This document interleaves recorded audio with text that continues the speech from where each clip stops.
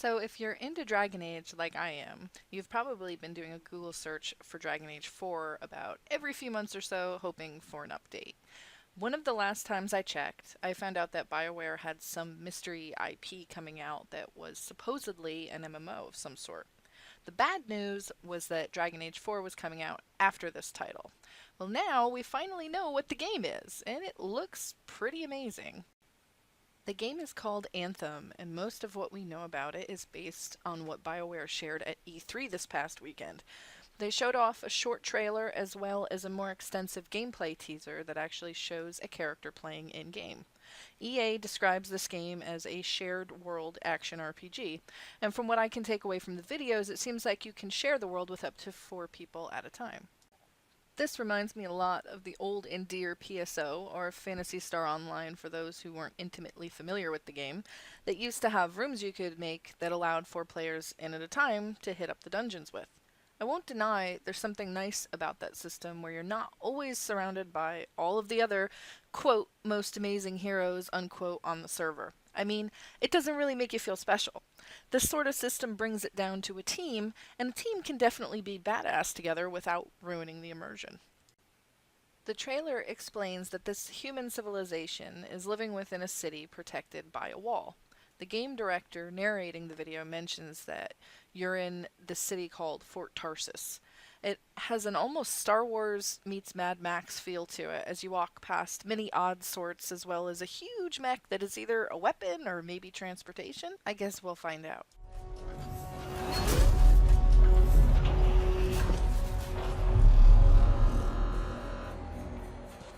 Freelancer.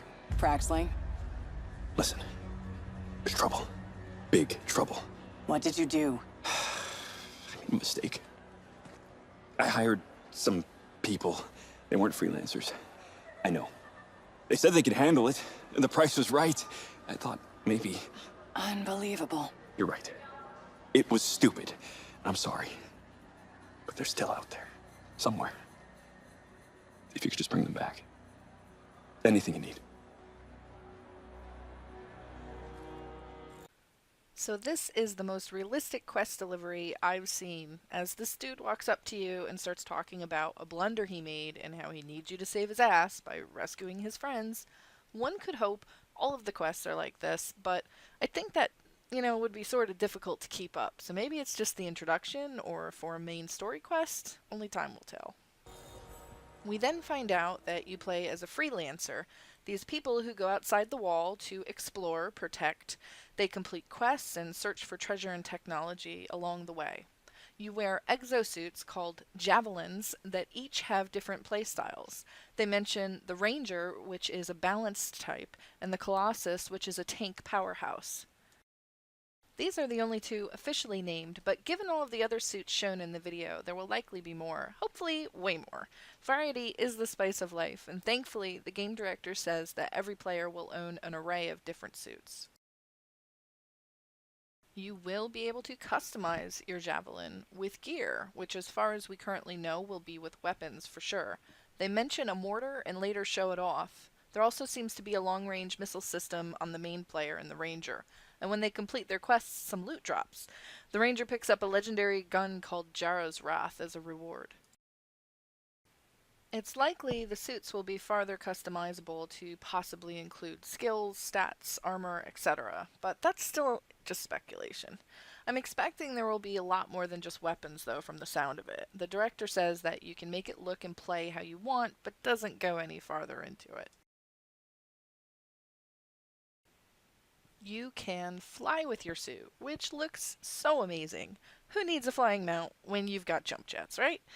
You can also swim underwater in what looks like the best underwater play I've ever seen. Obviously, I have no idea what the controls are like, and that would make it or break it. But it sure looks awesome, and one can hope it handles smoothly. They also mention these large-scale dynamic world events. The one in the video is called a Shaper Storm. There's no telling what happens during the event, aside from a really nasty storm. It's an interesting idea. I've seen games try to do this sort of thing many times. There were public quests in Warhammer, Rifts in, well, Rift, and even the Dark Anchors in ESO. Each had their pluses and minuses, so it would be really cool to see them pull off something that works. I love to hear the word dynamic, as you never know what you're going to get every time. I'm just curious to see how it'll actually play out. With all of that said, I only have one thing left, and that's that this game is not coming out until fall of 2018. I know, it's a long wait, and what sucks is I've got to wait even longer for Dragon Age 4. Still, I'm going to be keeping an eye on this game, and I'm really looking forward to it. If you liked the video, please subscribe, and hopefully I'll get some more updates on this game as they come out. Thanks, guys.